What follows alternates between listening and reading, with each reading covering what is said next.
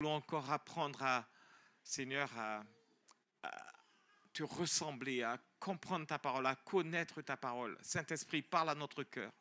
Parle-nous, Seigneur, afin que nous puissions, Seigneur, être ces flambeaux dans ce monde que tu as choisi, Seigneur, pour que, Seigneur, ton nom puisse se répandre jusqu'aux extrémités de la terre.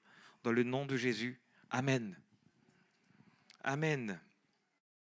Alors, le titre de mon message, c'est « Ah oh, il ne faut pas fragrance, non, c'est pas ça. Hein. Je ne crois pas. » C'est « Sois un ouvrier de paix ». Et nous sommes encore dans ce mois de mars où jour après jour, 2 fois par jour, matin et soir, nous creusons ces puits pour que la présence, l'eau de la présence de Dieu, l'eau de la parole de Dieu puisse jaillir afin que nous puissions nous abreuver. Amen. Qui c'est qui est là tous les matins, tous les soirs? Ah non, il y a plus que ça. Non, c'est pas possible. Amen, amen. Et c'est très, très fort. Des fois, on est fatigué. Mais Seigneur, non, tu nous réveilles. Et puis, on continue. Amen. Alléluia. Alors, je vais continuer sur ces puits. C'est l'avant-dernier dimanche. Et au mois d'avril, le pasteur nous enverra un autre thème sur lequel nous allons nous appuyer pour vous apporter la parole. Alors, au chapitre 25 du livre de la Genèse, la Bible nous relate qu'Isaac et les siens ont fui la région du Negev, près du puits de Lacaïroï, et se sont établis dans le pays des Philistins, à Guérar. Non seulement pour éviter cette famine qui sévissait, mais aussi par obéissance à Dieu, parce que Dieu lui a demandé de ne pas aller en Égypte. Et donc, il est parti à Guérar, dans le pays des Philistins. C'est ainsi que, suite à son obéissance, et ça j'ai vraiment aimé, Dieu lui accorda l'année suivante le centuple de ses semailles, de ce qu'il avait semé, lui permettant d'asseoir sa notoriété et de devenir un homme riche et puissant. Amen. Est-ce que tout le monde a lu le chapitre 26? C'est bon? On l'a suffisamment lu, c'est pas la peine que je vous le relise, non? Ça va? Ok. Et le centuple, waouh, Seigneur, tu as multiplié par 100 ce qu'il a semé. C'est extraordinaire. Et Dieu fait de belles choses comme ça dans notre vie également. Et il faut que vous y croyiez. Dieu multiplie par 100 ce que vous semez. Donc, Isaac est devenu un homme riche et puissant au milieu des Philistins. Et le roi Abimelech, le roi de Guérar, voyait, mais cet homme, il arrivait et de seul coup, il s'enrichit. Qu'est-ce qui se passe? Et n'avez-vous jamais remarqué que lorsque les personnes commencent à avoir du succès, cela suscite des critiques, des jalousies, de la méchanceté? C'est pas vrai? Eh oui, lorsque les gens commencent à avoir du succès, le diable vient, il dit non, on va lui enlever tout ça, et puis il essaye de nous casser. Mais le plan de Dieu était de libérer sur Isaac les promesses faites à Abraham, de déverser sur Isaac les promesses faites à son père Abraham et de lui remettre à lui et à sa descendance le pays des Philistins. Il a dit, je te donnerai ce pays à toi et à ta descendance. Et l'accomplissement des promesses de Dieu commence souvent par la survenue de soucis, de problèmes, de contrariété. Ça commence toujours comme ça. Avant que Dieu bénisse, il y a toujours plein de problèmes qui arrivent. Il n'y a que moi qui ai remarqué ça, non? Vous n'avez jamais remarqué ça dans votre vie? Il y a souvent plein de problèmes qui arrivent avant. Et hop! Et puis la bénédiction de Dieu arrive. Avant qu'il y ait le soleil, il y a des orages, il y a de la pluie. Et puis le soleil arrive, ce rayon qu'on apprécie tellement, surtout lorsqu'il est chaud. Au chapitre 26, la Bible dit que, contrariés par son succès, la jalousie des Philistins et le roi Abimelech les ont conduits à chasser Isaac de la ville. Et il a écrit que celui-ci a quitté Guérar pour descendre camper dans la vallée de Guérar. Non content d'avoir comblé les puits creusés par Abraham et dont Isaac se servait de façon tout à fait légitime, Ce sont les puits que son père a creusés. Les Philistins vont l'empêcher de se réinstaller. Non, non, va-t'en, tu deviens trop riche à côté de nous. Va-t'en. Donc il est parti, il est allé s'installer dans la vallée de Guérar.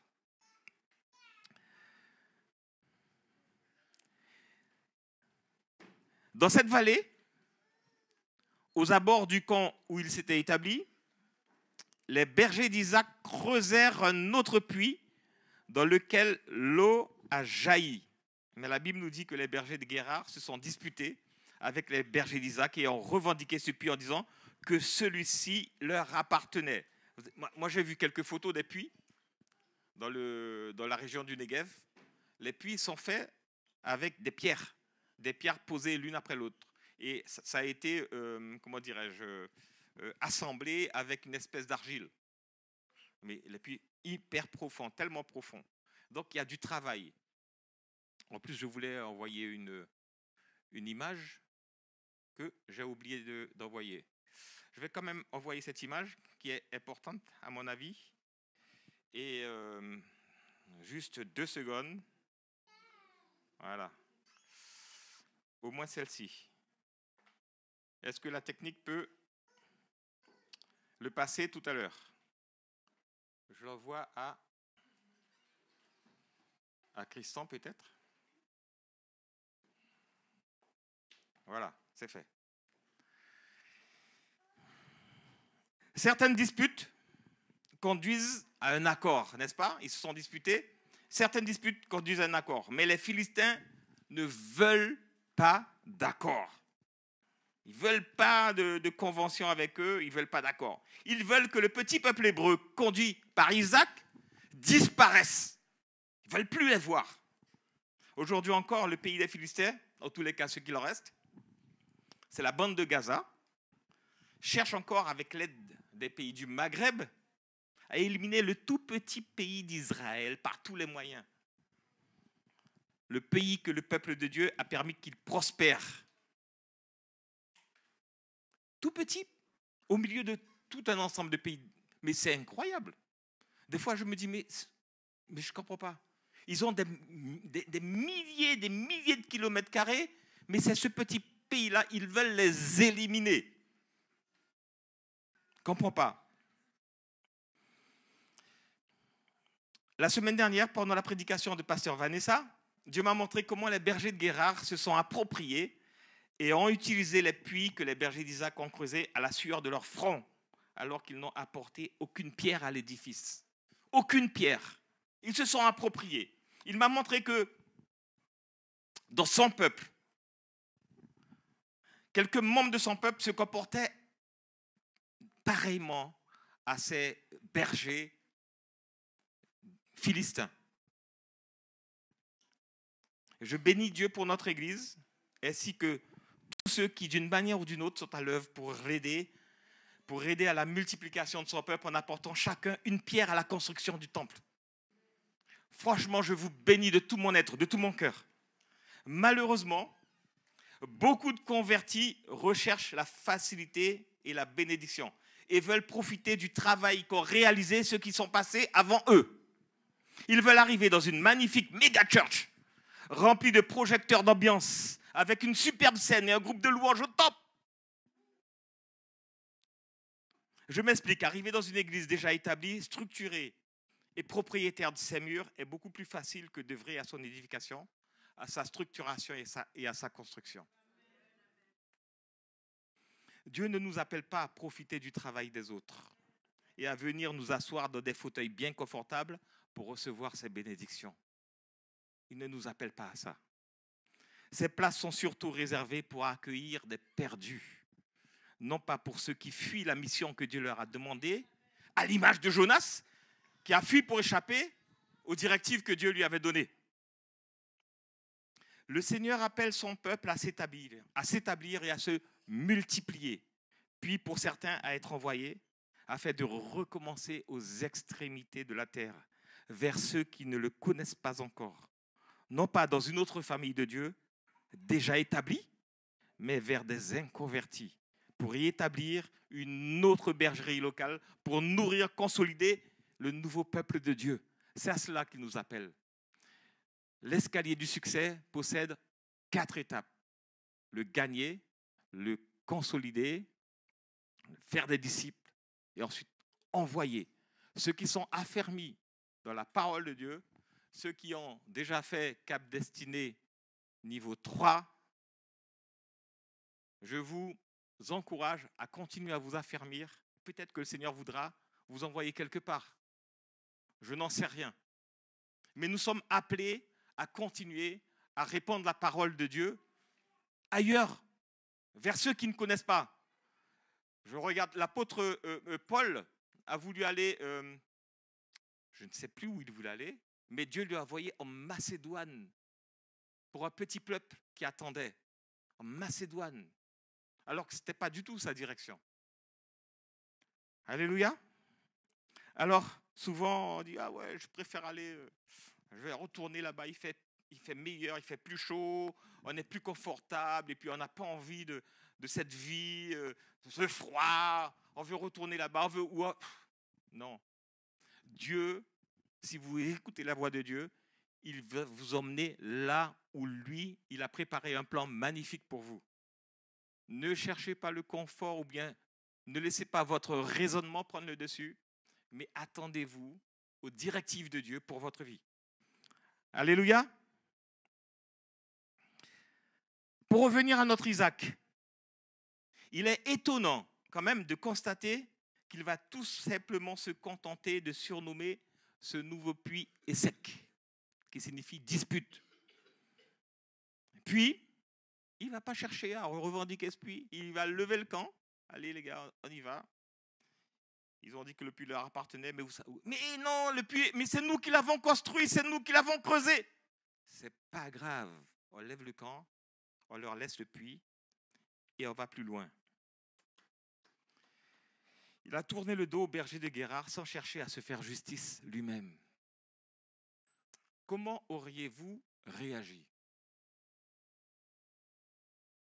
Quelque chose que vous avez fait à la sueur de votre front, vous avez trimé et puis quelqu'un vient s'emparer de votre travail, du fruit de votre travail. Isaac va donc reprendre la route avec les siens et il va s'installer bien plus loin des bergers de Guérard. Alors, est-ce qu'on peut envoyer l'image que... elle est très belle cette image. Voilà. Alors, Guérard, il y a les puits où il était installé au niveau de la ville de Guérard, les puits d'Abraham, qui ont été rebouchés par les Philistins, par jalousie. Et donc, il a commencé à creuser Essek, ce puits qui s'appelle Dispute. Et de Essek, il va repartir. Il fait à nouveau une nouvelle tentative de fouille. Il va partir, il prend la route avec les siens et va s'installer bien plus loin des bergers de Guérard. Et il fait une autre tentative de fouille. Et avec ses serviteurs, il découvre encore de l'eau à cet endroit. Waouh! Décidément, les bergers philistins ne l'ont pas lâché. Ils l'ont suivi de loin et encore sont venus, ils se sont rapprochés, ils se sont encore appropriés. Après le travail, bien entendu, ils ne sont pas venus pendant qu'ils fouillaient. Hein. Lorsque l'eau a jailli, lorsque le puits était consolidé, ils sont venus, ils se sont approchés en cherchant à nouveau un conflit. Un conflit. Cette fois-ci, on pourrait s'attendre à une réaction violente de la part d'Isaac. Mais au lieu de cela, il va juste appeler ce puits Sitna, qui veut dire querelle, ou accusation. En fait, j'ai découvert que Sitna veut dire accusation également. Accusation. Et en fouillant un peu, j'ai découvert que ce mot-là, Sitna, vient du mot hébreu Sitnao, Sitnao, qui tire son origine de Satan. Satan. Et nous savons que Satan est l'accusateur de nos âmes. Dans Apocalypse 12, 10, il est écrit « Et j'entendis dans le ciel une voix forte qui disait « Maintenant le salut est arrivé, la puissance et le règne de notre Dieu et l'autorité de son Christ, car il a été précipité, l'accusateur de nos frères, celui qui les accusait devant notre Dieu jour et nuit. » Satan est toujours celui qui tire les ficelles dans l'ombre. Ça, vous ne savez pas, mais en tant que chrétien, Dieu nous donne la perception des choses. Il nous donne de discerner les choses. Il tire les ficelles de l'homme. Et il savait très bien, écoutez-moi bien, que la postérité d'Abraham lui enlèverait tout pouvoir. Et c'est la raison pour laquelle, de génération en génération, il a attaqué tous les descendants d'Abraham pour les faire tomber et les détruire jusqu'à l'avènement de notre Seigneur et Sauveur Jésus-Christ. Tous. Il a tous essayé de les faire tomber. Mais Dieu était là. Il était là. C'est extraordinaire. Et quand je reviens, je dis, ouais, Seigneur, tu as toujours été là, tu n'as jamais lâché, et tes promesses se sont réalisées, et continuent à se réaliser. Et parfois, nous devons réaliser que nous avons un Dieu et Père, qui est toujours présent dans notre vie, au travers du Saint-Esprit, et qu'il est important de le laisser être celui qui nous défend et nous fait justice. Amen. Est-ce que quelqu'un n'a pas essayé de se faire justice lui-même? Ah bon, je ne suis pas seul. Ça me rassure. Je me rappelle, tiens, une petite histoire. Vous aimez les histoires? Pendant la période de Noël dernier, nous avions eu un accrochage dans un giratoire alors que nous étions dans l'anneau central pour récupérer la dernière sortie. Tout le monde a son parfait. Ceux qui ont le permis comprennent qu'il faut se mettre à l'intérieur du giratoire pour faire au moins 90 degrés ou un demi-tour. Et un véhicule nous a dépassé sur l'anneau extérieur et a touché notre pare-choc en nous serrant et en se dirigeant vers la sortie juste avant celle qu'on allait prendre, la sortie précédente. Le conducteur était persuadé que nous étions en tort alors que nous n'avions pas bougé de notre voie. J'ai essayé de lui expliquer que son comportement n'était pas correct, mais sans succès. Et puis Christelle, mon épouse, a eu la clairvoyance de arrêter de me justifier et avons paisiblement rempli le constat amiable qui a été transmis ensuite à notre assureur qui nous a totalement disculpés. Totalement. Et donc, je ne suis pas rentré, heureusement que mon épouse était là, je ne suis pas rentré dans des discours, mais non, c'est vous qui êtes venu. Non. Le Seigneur a mis mon épouse à côté de moi, oh stop, on va remplir le constat amiable. Et notre assureur nous a totalement disculpés. Alors, des fois, on aimerait bien voir la tête de l'adversaire, mais bref, ça c'est le problème de Dieu. Satan cherchera par tous les moyens à vous accuser, même si vous êtes dans vos droits. Mais si vous restez dans la paix, un homme et une femme de Dieu restent dans la paix. Comprenez? Je dis ça, mais ce n'est pas toujours facile. Hein? Ce n'est pas facile, je reconnais. Parce que même moi, quelquefois, waouh, des fois, on a quelques... Bon, ça n'arrive plus maintenant. Mais des fois, on avait des petites disputes. Et puis, je tombais dans le piège. Et puis, Yanis me disait, ah, t'as encore perdu. Je dis, ah oui, Seigneur. C'était pas évident, quoi. Je dis, Seigneur, aide-moi. Aide-moi, la maîtrise de soi, c'est quelque chose. Et c'est lui qui me reprenait. Il me dit, ah, tu vois, tu t'es laissé piéger encore.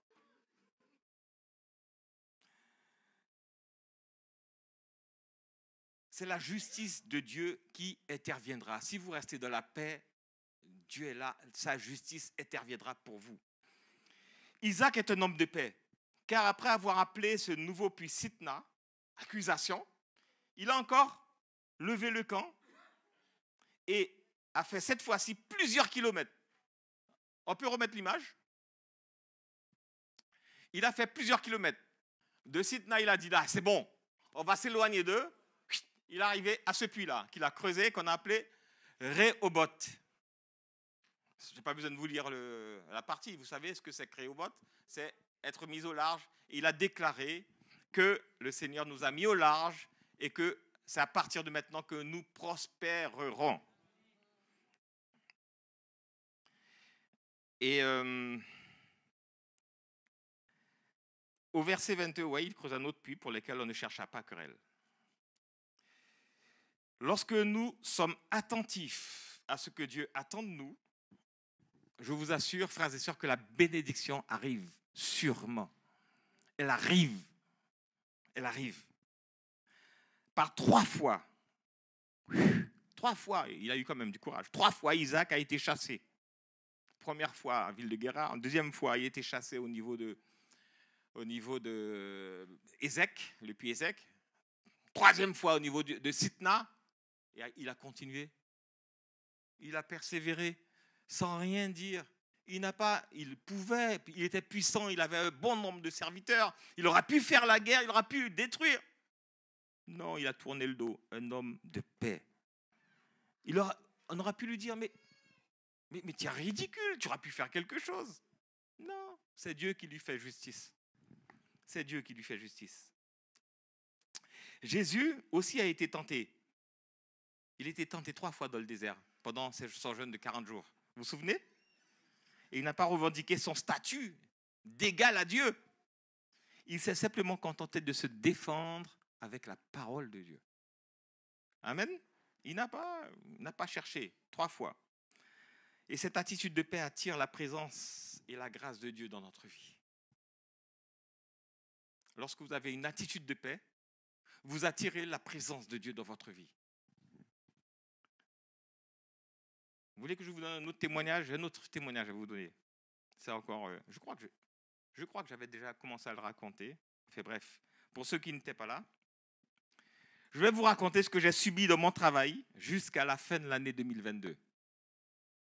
Ça ne se voyait pas, mais je subissais quand même. Hein.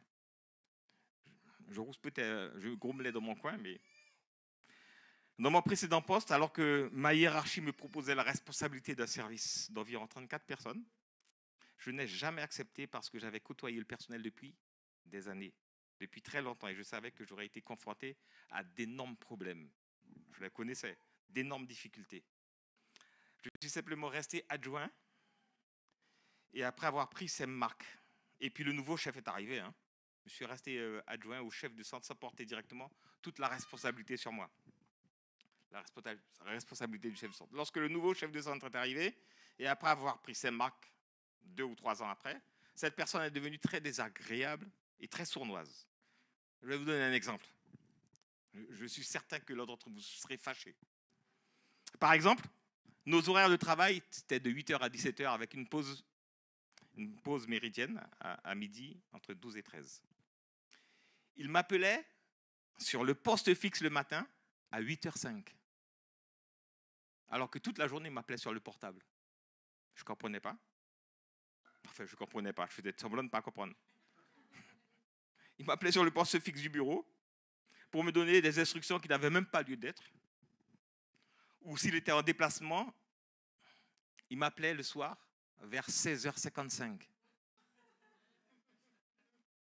Ok, je répondais, je ne disais rien, pour des raisons complètement futiles. Et je savais très bien que c'était pour me pister ou pour savoir si j'arrivais et partais à l'heure. J'ai toujours fait comme si je ne comprenais pas et j'ai effectué mon travail comme si je le faisais pour le Seigneur Jésus. Et je voulais que mon travail soit parfaitement bien fait. Jusqu'au dernier moment où une opportunité s'est... mais le Seigneur a ouvert des portes. Une opportunité s'est produite, est arrivée. Et puis, j'ai pu construire. Je vous ai raconté, j'ai pu construire. Et pendant la construction, hop, une offre de poste qui vient.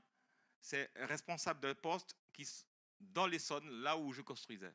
Je dis, waouh, Seigneur. Et là, je donne donc ma candidature. Et puis,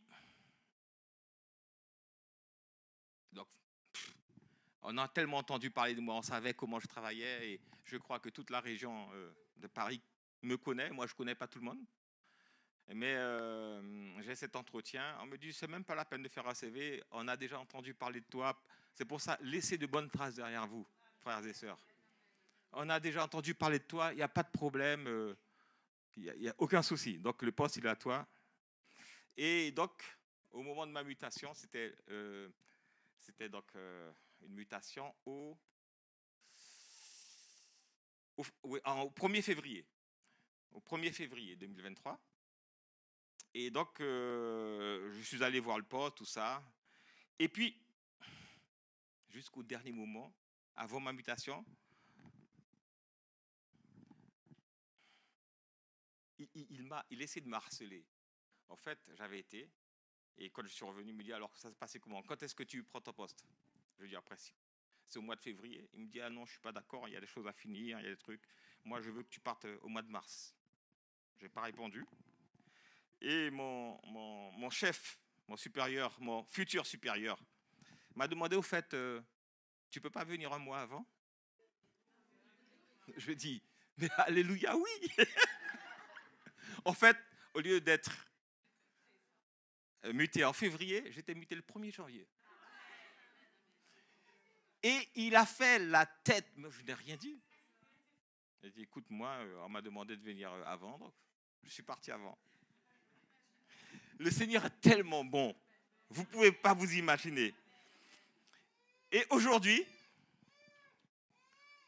il m'appelle des fois pour lui demander de lui transmettre un document ou de l'aider sur tel document sur lequel j'avais travaillé, mais je n'ai jamais refusé de lui donner. Je n'ai jamais tenu rancœur. Jamais tenu rancœur. Je ne lui ai jamais refusé quoi que ce soit. Alors que nous ne travaillons plus dans le même centre d'exploitation. Il n'y a plus rien à voir. On est à égalité maintenant. Il est dans un centre et moi je suis sur un autre. Et je n'ai jamais refusé. Et Dieu bénit, frères et sœurs. Vous ne devez même pas tenir rancune. Parce que vous savez qui manipule derrière, qui tire les ficelles. Le diable tire les ficelles pour vous faire tomber. Il utilise qui il veut.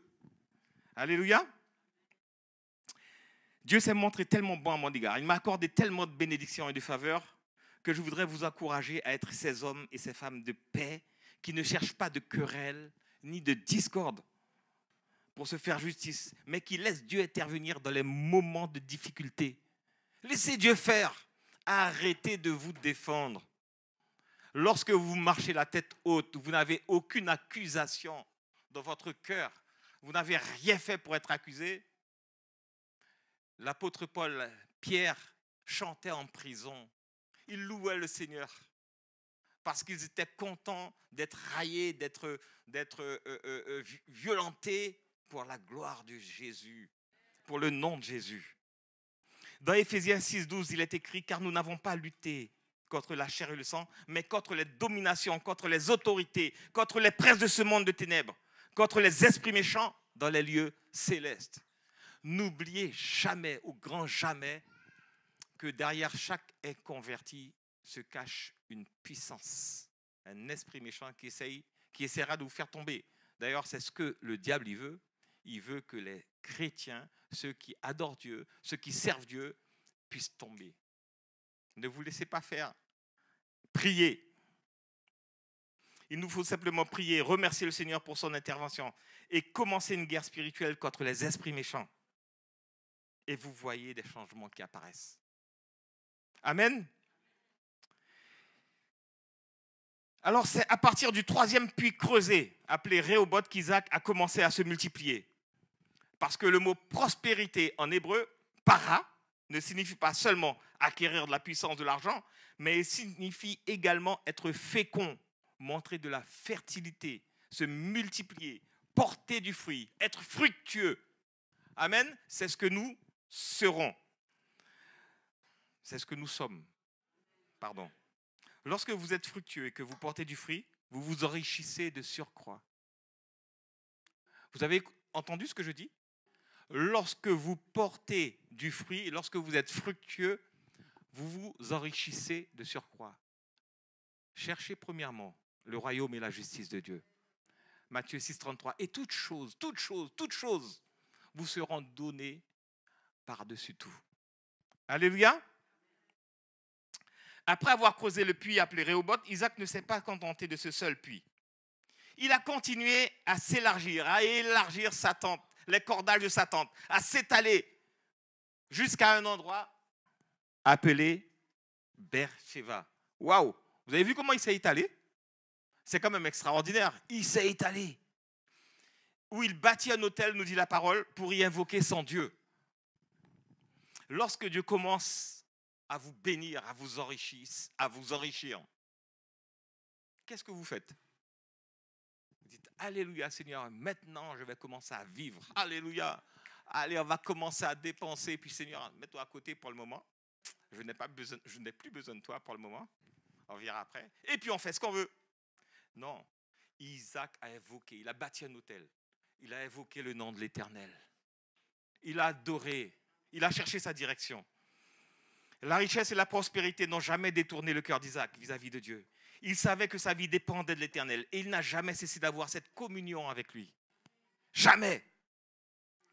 C'est pourquoi après avoir adoré le Seigneur, il a creusé un autre puits dans ce lieu. Entre-temps, qu'est-ce qui s'est passé? Vous avez lu tout le chapitre.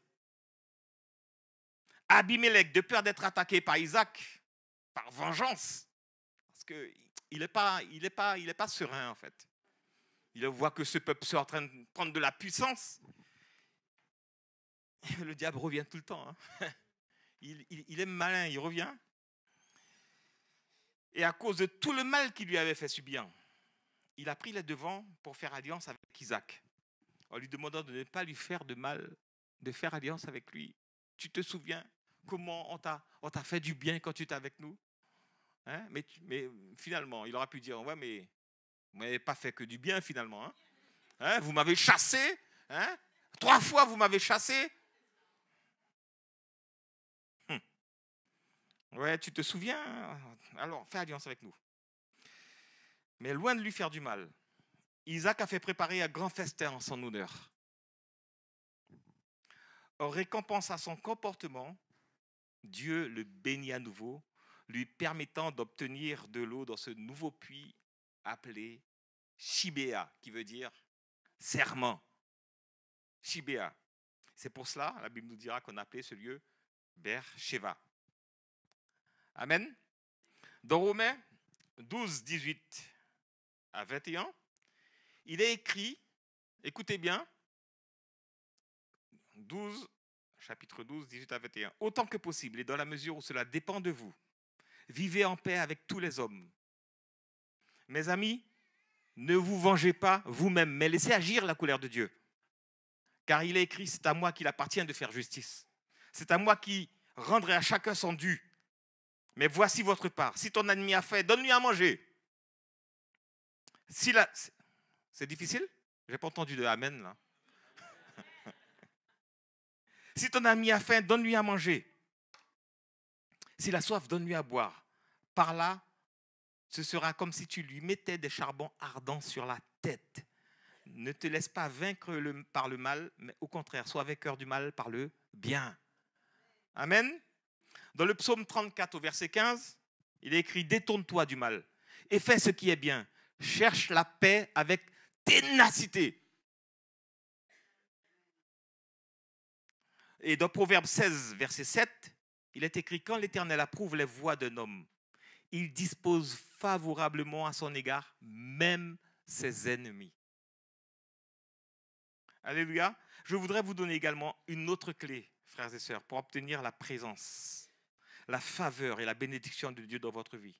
Et ne jamais la perdre. Jamais. Il y a une autre clé. Gardez la paix, recherchez la paix, quelles que soient les circonstances.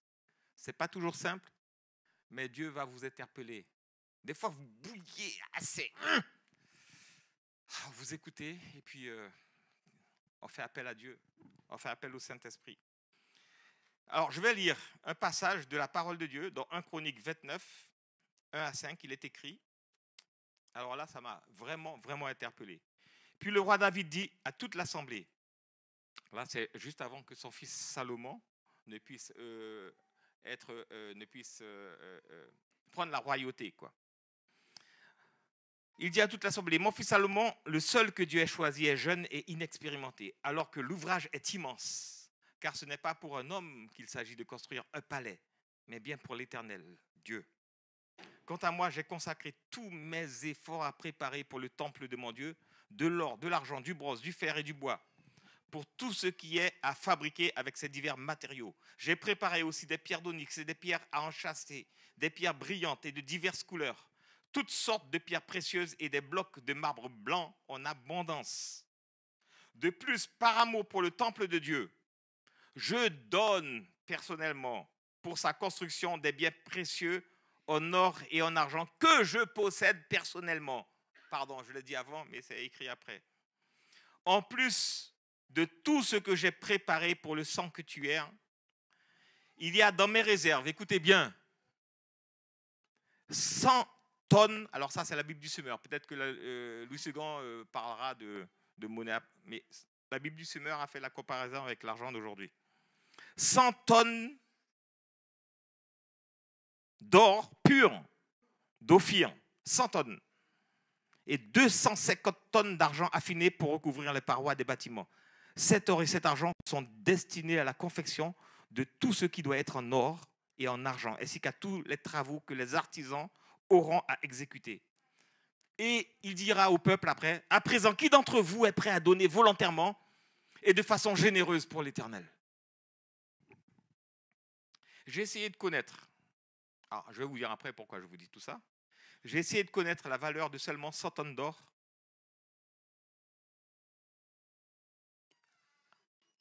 La valeur, juste la valeur. Cela équivaut à 5 milliards 741 millions d'euros aujourd'hui. 5 milliards. Et si l'on compare au coût de la vie de l'époque, son or valait à peu près 90 milliards d'euros. Juste son or à lui. Et si nous continuons le texte à partir du verset 6 jusqu'au verset 9, il est écrit: alors les chefs des groupes familiaux et des tribus d'Israël, les chefs des milliers et des centaines, et les responsables des affaires du roi offrirent des dons volontaires. Ils remirent spontanément pour le temple de Dieu 170 tonnes d'or, 10 000 pièces d'or, plus de 300 tonnes d'argent, quelques 600 tonnes de bronze et plus de 3000 tonnes de fer. Et ceux qui possédaient des pierres précieuses les confièrent à Yéel le Gershonite pour le trésor du temple de l'Éternel. Le peuple se réjouit de ces dons volontaires, car c'était de cœur sans partage qu'il les avait faits à l'Éternel.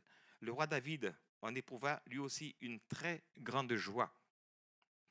Écoutez bien, si l'on ajoute à ces 100 tonnes d'or de David, je parle juste de l'or, je ne parle même pas du reste, ni des pierres précieuses, ni rien du tout, les 70 tonnes offertes par le peuple, cela équivaut à 153 milliards d'euros.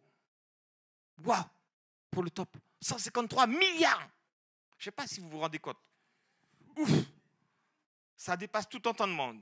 Dites-moi, quel bâtiment aujourd'hui vaut 153 milliards d'euros dans le monde? J'ai quand même eu la curiosité d'aller chercher ça sur le net. Et j'ai trouvé ceci. D'après Guillaume Huot Dupuis, journaliste, photographe indépendant basé à Bruxelles, la grande mosquée de la Mecque en Arabie Saoudite figure en tête des 10 bâtiments les plus chers au monde, d'une valeur de 100 milliards de dollars. L'ouvrage d'une superficie de 456 000 mètres carrés peut accueillir 900 000 personnes. 100 milliards de dollars. On n'est pas encore aux 153 milliards d'euros. Il n'y a pas de bâtiment, ça n'existe pas. Le temple de l'Éternel valait plus de 153 milliards d'euros. Ça décoiffe. Ça décoiffe.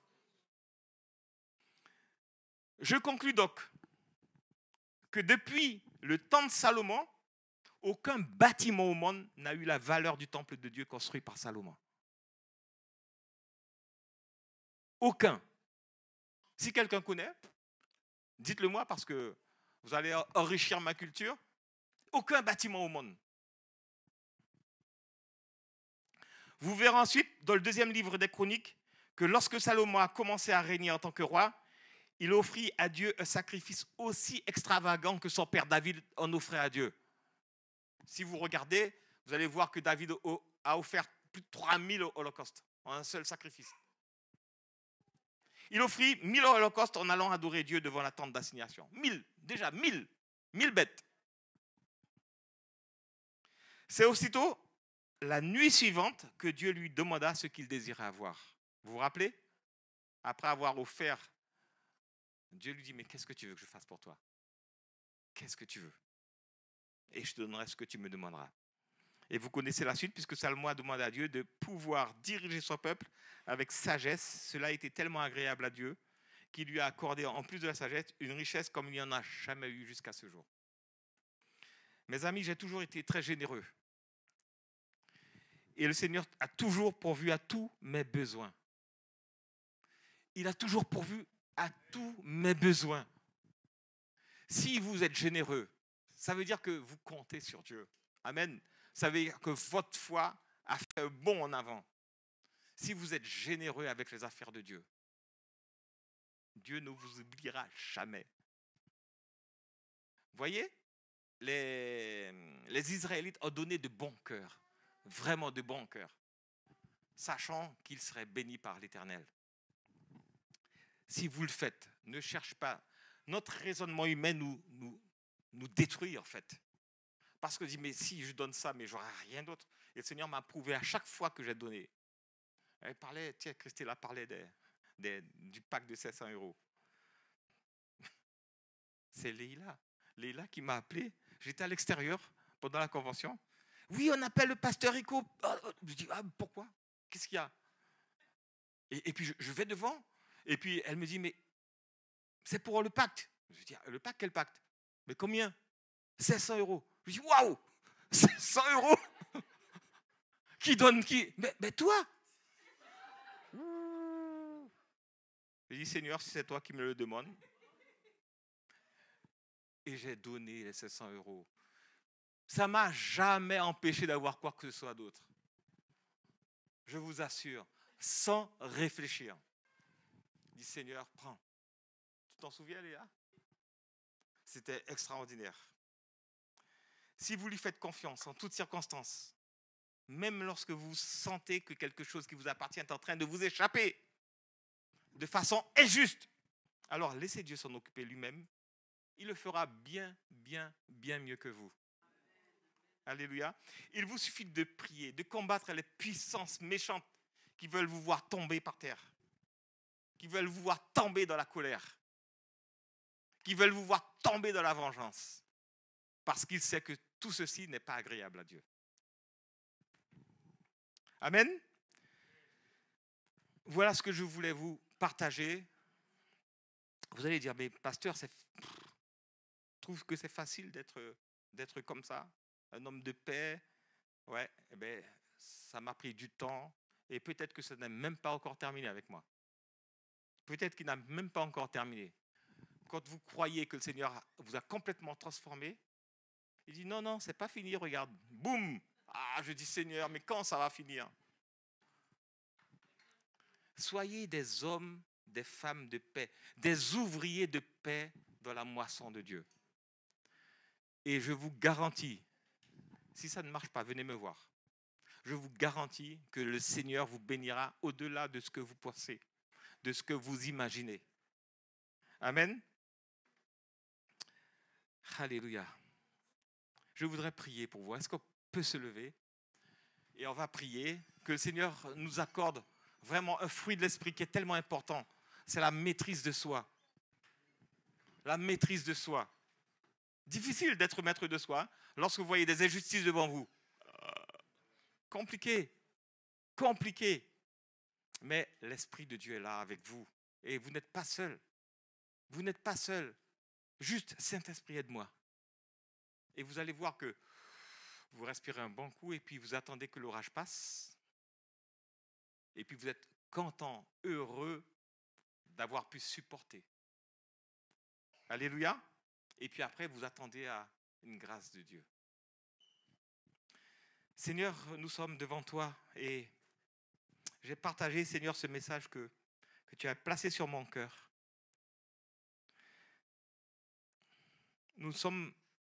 C'est souvent l'excuse que nous donnons, Seigneur, que nous ne sommes que des hommes, nous sommes imparfaits. Ouais, tu étais aussi un homme, mais tu étais parfait. Tu étais parfait, quoique tu étais fils de Dieu. Et tu nous appelles à te ressembler. Tu nous appelles, mon Dieu, à être tes imitateurs. Tu nous appelles à voir ton attitude, ton comportement. Tu nous appelles à être, Seigneur, à rechercher la paix. Tu as dit, en partant, tu nous donnes la paix, tu nous laisses la paix, tu nous donnes la paix. Et tu le fais, Seigneur, lorsque nous recherchons avec ténacité cette paix. Durant, Seigneur, ces 40 jours, tu nous as permis de fouiller ces puits, de te rechercher, de rechercher ta face, de retirer ces puits qui étaient comblés par, Seigneur, l'ennemi.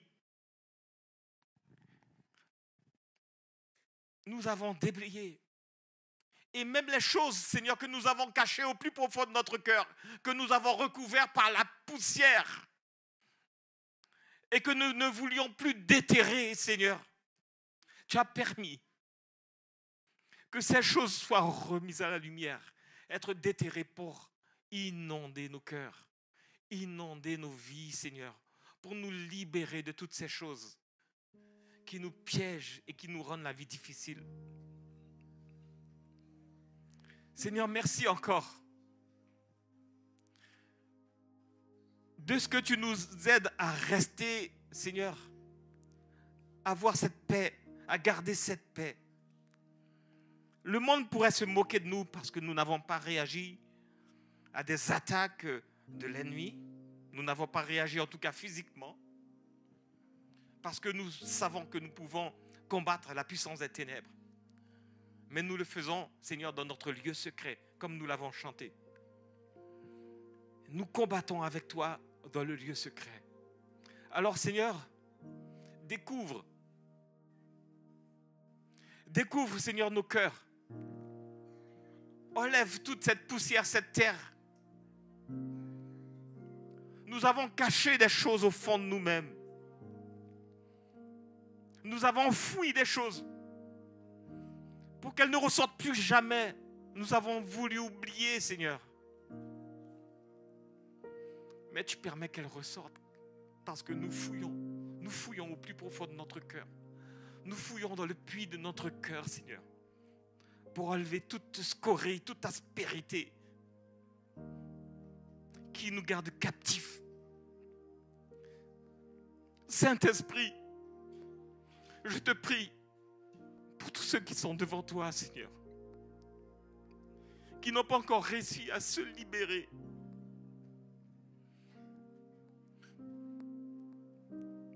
de toutes ces choses difficiles où nous pensons avoir oublié. Mais nous avons simplement dit que nous pardonnons, mais nous n'avons pas totalement pardonné. Alors, Père, que l'eau de ta parole puisse jaillir dans nos cœurs et puisse nous libérer, Seigneur, de toutes ces choses qui nous empêchent d'avancer et de voir la puissance de ta gloire dans notre vie. Seigneur, le monde nous a retenus dans un raisonnement, Seigneur, qui nous tient aussi captifs de cet argent qui, soi-disant, nous permettra de vivre, d'avancer, mais sans ta présence, Seigneur, sans ta bénédiction, sans ta présence dans notre vie, quelle que soit la quantité d'argent que nous pourrions avoir, Seigneur, cela ne nous servirait à rien. Il est écrit, que sert-il à un homme de gagner le monde s'il perdait son âme? Seigneur, cela ne nous sert à rien. Et nous l'avons chanté. Ta présence seule nous suffit. Nous ne voulons rien d'autre, ta présence. Et lorsque tu es avec nous, personne ne peut être contre nous. Lorsque tu es avec nous, nous n'avons besoin de rien parce que tu pourvois à chacun de nos besoins.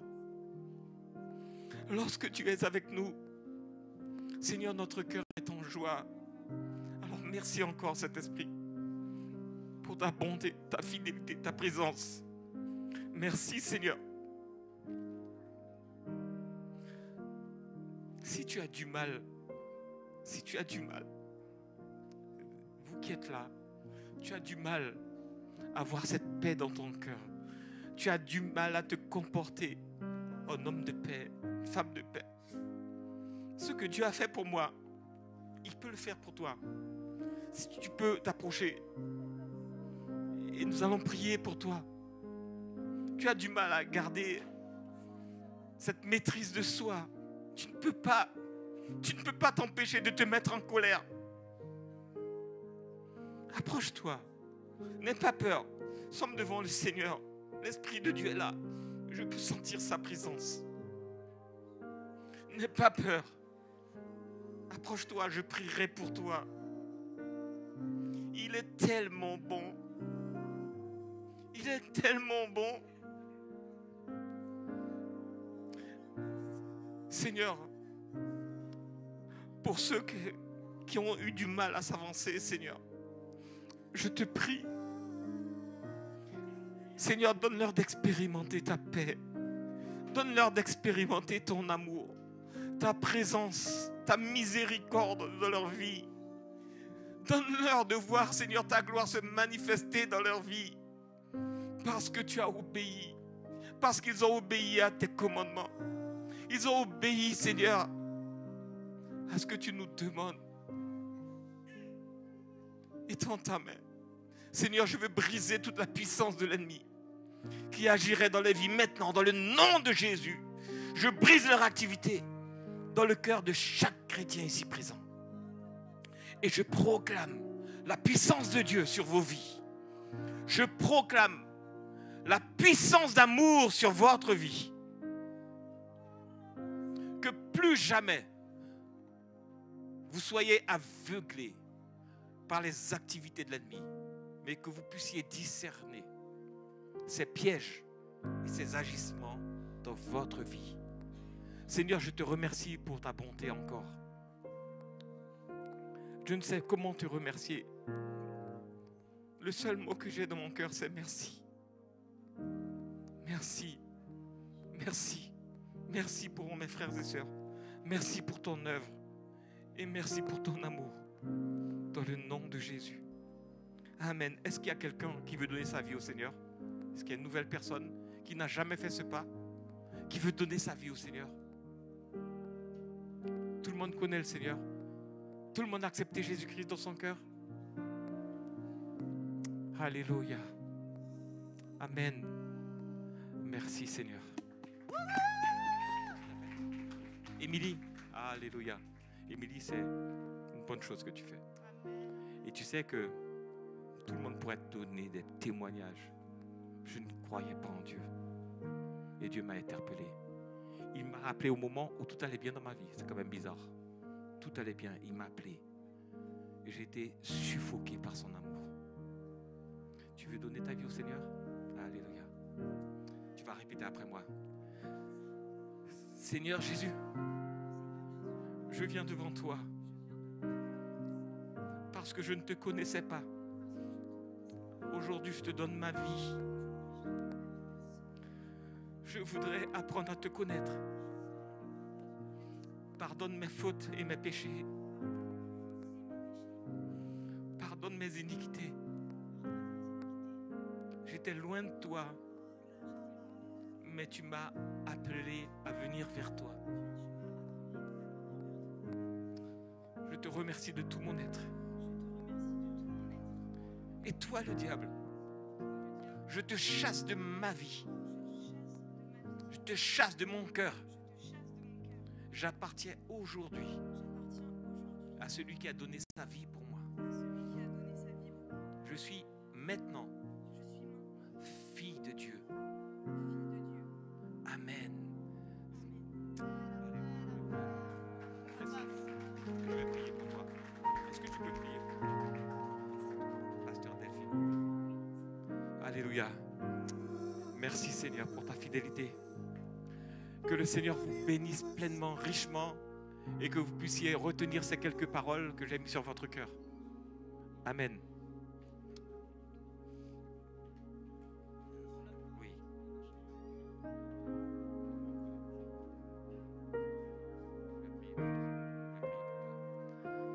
Seigneur, je te prie pour Kevin et je te remercie pour ta faveur. Je te remercie de ce que, mon Dieu, il t'aime, Seigneur. Il t'aime, mais il a du mal, Seigneur, à rester dans cette confiance en toi. Il a du mal, Seigneur, à faire grandir cette foi. Seigneur, ce monde est tellement, Seigneur, oppressant, tellement, mon Dieu, attirant. par ces choses qui brillent. Mais toi, Seigneur, toi qui connais son cœur, toi qui sais endurcir les cœurs et changer les cœurs en cœurs de chair également. Seigneur, je te prie pour Kevin. Je te remercie de ce que tu lui as accordé tous ces dons afin qu'il les fasse fructifier. Je te remercie, Seigneur, de ce que, à cause de ta parole, il verra des choses changer dans sa vie. Il verra des choses, Seigneur, se transformer dans son cœur. Il apprendra à discerner les choses de ton royaume et les choses de ce monde qui ne nous appartiennent même plus. Je te remercie encore, Seigneur, de ce que tu l'utilises. J'applique ton précieux sang sur sa vie. J'applique ton sang qui a coulé à la croix sur sa vie. Et Seigneur, et je condamne toute la puissance des ténèbres. Je brise leur activité sur sa vie, Seigneur. Que ces murmures qu'il entend dans son cœur, dans ses oreilles, soient brisés dans le nom de Jésus-Christ. Qu'il cesse et que ton Saint-Esprit puisse, Seigneur, prendre le dessus, qu'il puisse lui parler. Seigneur, donne-lui d'être sensible à ta voix et donne-lui d'expérimenter encore une fois ta puissance. Tu l'aimes, Seigneur, et tu l'as tellement déjà béni. Mais le diable essaye de l'enlever de ta main, Seigneur. Alors, par ta force et ta puissance, Seigneur, je le replace, Seigneur, pleinement entre tes mains, dans ton royaume, dans le nom de Jésus. Je te remercie, Père, pour ta bonté. Merci, Saint-Esprit, de ce que tu vis en lui. Seigneur, accomplis des signes, des prodiges, des miracles à travers sa main, à travers sa bouche, à travers son comportement. Seigneur, Seigneur, 1000 tombent à son côté. Seigneur, et que tu te glorifies. Tu te glorifies à travers sa vie, dans le nom de Jésus. Amen. Amen. Merci, Seigneur. Alléluia. Que le Seigneur vous bénisse pleinement. Soyez richement bénis et passez une excellente semaine. Nous voulons être des ouvriers de paix, Seigneur. Et ce n'est qu'en ta présence que nous pouvons l'être, Seigneur. Alors nous voulons demeurer en toi, demeurer à tes pieds.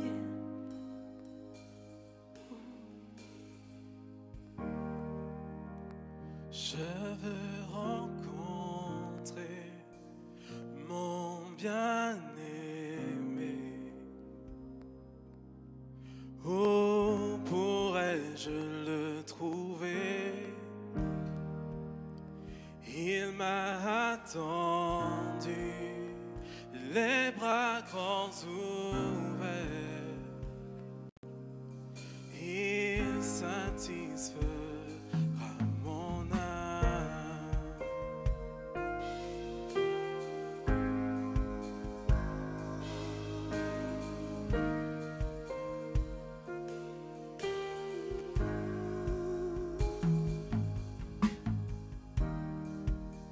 L'hiver s'en est allé, ton amour a triomphé.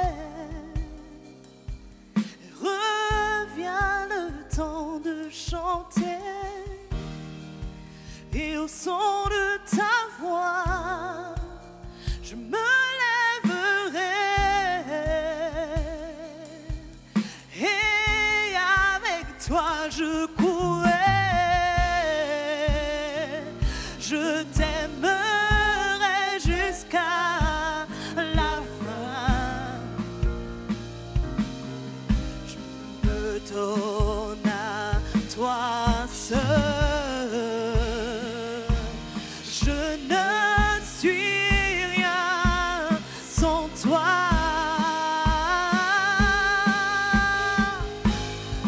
Je suis à toi, Seigneur. Laisse-moi voir ton visage, plein d'amour. Je suis à toi, Seigneur.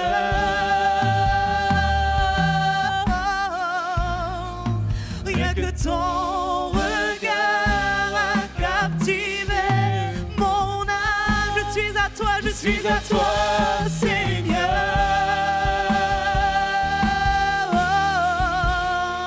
Laisse-moi voir ton visage plein d'amour. Je suis à toi, Seigneur. Je suis à toi, tu es à moi. Rien que ton regard a captivé mon âme. Je suis à toi, Seigneur. Oui, nous voulons faire cette alliance avec toi, Seigneur. Nous voulons continuer, Seigneur, notre marche avec toi. Attire-moi dans tes liens d'amour. À toi seul j'appartiens. Et je peux sentir ton parfum. Quand je m'approche de toi, attire-moi, attire-moi, attire-moi dans tes liens d'amour. À toi seul j'appartiens, Seigneur. À toi seul j'appartiens. Je suis cet ouvrier de paix dans ta maison. Et je peux sentir ton parfum. Quand je m'approche, quand je m'approche, quand je m'approche de toi. Je suis à toi, Seigneur. Oh, laisse-moi voir ton visage plein d'amour pour moi. Je suis à toi, Seigneur.